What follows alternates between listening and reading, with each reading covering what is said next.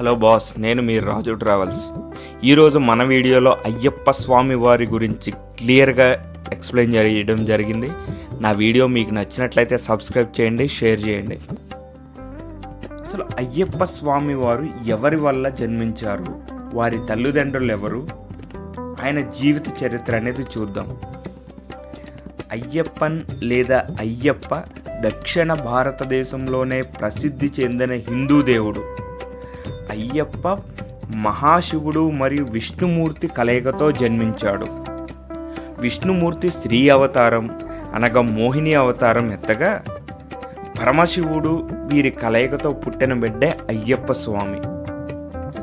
అందుకని అయ్యప్పను హరిహర పుత్ర లేదా హరిహరన్ పుత్రన్ అని కూడా అంటారు.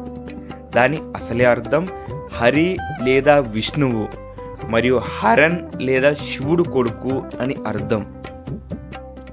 అయ్యప్పను మణికంఠ అని ఎందుకు అంటారంటే, జీవిత చరిత్ర ప్రకారం ఆయన తల్లిదండ్రులు పుట్టగానే అయ్యప్ప మెడ చుట్టూ ఒక బంగారు గంట కట్టారు. ఆ బంగారు గంటకు మణి ఉంటుంది. అందుకని అయ్యప్ప స్వామిని మణికంఠ అని కూడా అంటారు. ఒక కథ ప్రకారం శివుడు మరియు మోహినిని తమ బిడ్డను తన కర్తవ్యాన్ని నిర్వహించుకోవడం కోసం పంబానది తీరంలో వదిలిపెట్టారట. పిల్లలు లేని పండాలం రాజు రాజశేఖరుడు ఆ పసికందు అయ్యప్పను గుర్తించి తనకు తక్కిన వరంగా తన కొడుకుగా దత్తత తీసుకుంటాడు. పురాణాలలో అయ్యప్ప జన్మ రహస్య కథ చాలా ఆసక్తికరంగా ఉంటుంది. దుర్గా అమ్మవారు మహిషాసురుని చంపేశాక అతని సోదరి మహిషి పగ తీర్చుకోవడానికి ప్రపంచం మీదకు బయలుదేరుతుంది. ఆమె విష్ణువు మరియు శివుని కలయిక పుట్టిన బిడ్డతోనే తన సంహరించబడగలుగుతుంది అని ఆ బ్రహ్మదేవుడి నుంచి వరం పొందుతుంది. మరో మాటలో చెప్పాలంటే ఆమెను ఎవరూ ఆపలేరు, అలానే నాశనము చేయలేరు. ప్రపంచాన్ని ఆమె నుంచి రక్షించడానికి విష్ణుమూర్తి మోహినిగా అవతారం ధరించి పరమమహాశివుడి దగ్గరికి వెళ్తాడు. వారి కలయికతోనే అయ్యప్ప స్వామివారు జన్మిస్తారు. మహారాజు రాజశేఖరుడు అయ్యప్పను దత్తత తీసుకున్నాక తన సొంత బిడ్డ రాజరాజన్ పుట్టాడు. ఇద్దరు అబ్బాయిలు యువరాజుల్లాగానే పెరిగారు. అయ్యప్ప యుద్ధ కళల్లో వివిధ శాస్త్రాలు పురాణాలలో తనకంటూ ఒక ప్రతిభ కనబర్చాడు. శిక్షణ చదువు అయిపోయాక తన గురువుకి గురుదక్షిణ చెల్లించే సమయంలో అయ్యప్ప అభూత శక్తులు తెలిసిన గురువు అయిన తన గుడ్డి మరియు మోగ కొడుకుకి చూపు మాట తెప్పించమని కోరతారు గురువుగారు. మణికంఠ తన చేతిని ఆ బాబు తలపై పెట్టగానే అద్భుతంగా నిజంగానే చూపు మాట వస్తుంది. సింహాసనానికి వారసునిగా ప్రకటించే సమయం వచ్చేసరికి మహారాజు రాజశేఖరు అయ్యప్పనే రాజుగా ఉండాలనుకున్న ఆ విషయం వాస్తవం. కానీ మహారాణి తన సొంత కొడుకుకే రాజు కావాలని ఆశించింది.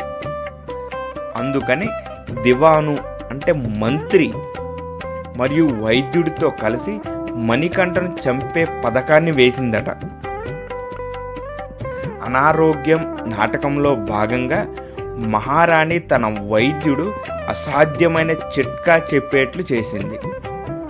అడవి పులి పాలు తేవడం, ఎవరు అది తేల్చేయలేనప్పుడు ధైర్యవంతుడైన మణికంఠ తను వెళ్తాడని తండ్రితో చెప్తాడు. తండ్రి వద్దంటున్నా వినకుండా వెళ్తాడు.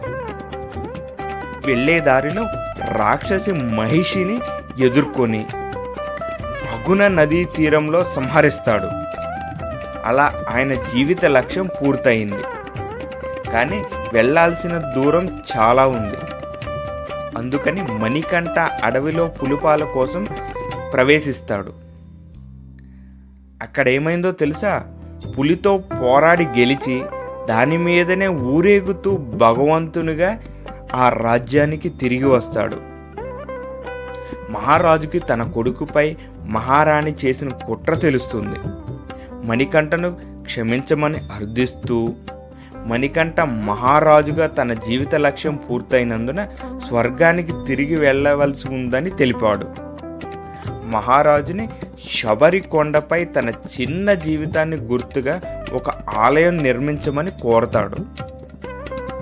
ఆ గుడి కట్టడం పూర్తయ్యాక పరశురాముడు అయ్యప్ప విగ్రహాన్ని మకర సంక్రాంతి పర్వదినాన ప్రతిష్ఠించాడట. అలా అయ్యప్ప దేవునిగా పూజించబడుతున్నాడు. అయ్యప్ప స్వామి తన భక్తులు తన చేరుకోవడానికి, తన ఆశీర్వాదం పొందడానికి కఠినమైన మతాచారాలు పెట్టాడని నమ్ముతారు. మొదట భక్తులు 41 రోజులు కఠిన తపస్సు చేశాక ఆలయానికి యాత్రకు బయలుదేరాలి. అదొక్కటే కాదు, శారీరక అవసరాలు, కుటుంబ బంధాలు అన్నీ వదిలేసి పూర్తి సన్యాసిలాగా బ్రహ్మచారిలా జీవించాలి ఆ 41 రోజు. పైగా భక్తులు మైళ్ళకి మైళ్ళు నడవాలి, పంబా నదిలో మునిగి స్నానం చేయాలి.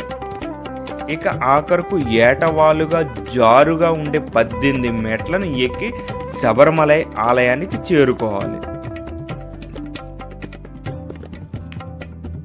కేరళలో శబరిమల ప్రసిద్ధ అయ్యప్ప ఆలయం.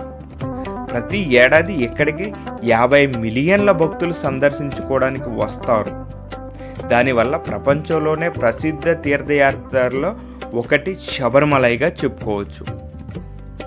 దేశవ్యాప్తంగా భక్తులు దట్టమైన అడవుల గుండా, ఏటవాలు పర్వతాల నుంచి కఠిన వాతావరణంలో అయ్యప్ప స్వామి ఆశీర్వాదం కోసం ప్రతి సంవత్సరం జనవరి 14వ తారీఖున అక్కడికి వెళతారు. ఆ రోజున మకర సంక్రాంతి లేదా పొంగల్ అని కూడా అంటారు. ఆ రోజు అయ్యప్పే స్వయంగా దిగి నుంచి దీపం ఆకారంలో కిందకు వస్తాడని భక్తులందరూ ప్రగాఢ నమ్మకం. ఆ దీపపు వెలుగును మకర విలకు అని కూడా అంటారు. భక్తులు స్వామికి పెట్టిన నైవేద్యాన్ని ప్రసాదంగా స్వీకరించి 18 మెట్లు దిగి వెనక్కి నడుస్తూ స్వామి చూస్తూ వెనక్కి వస్తారు. అది అయ్యప్ప స్వామి వారి జీవిత చరిత్ర, ఆ శబరిమలలో ఉన్న ఆ గొప్ప గుడి గురించి చెప్పడం జరిగింది. మీరు ఎక్కడి దాకా వచ్చారంటే నా వీడియో మీకు నచ్చిందని అర్థం. నా వీడియో మీకు నచ్చినట్లయితే షేర్ చేయండి. Thank you boss.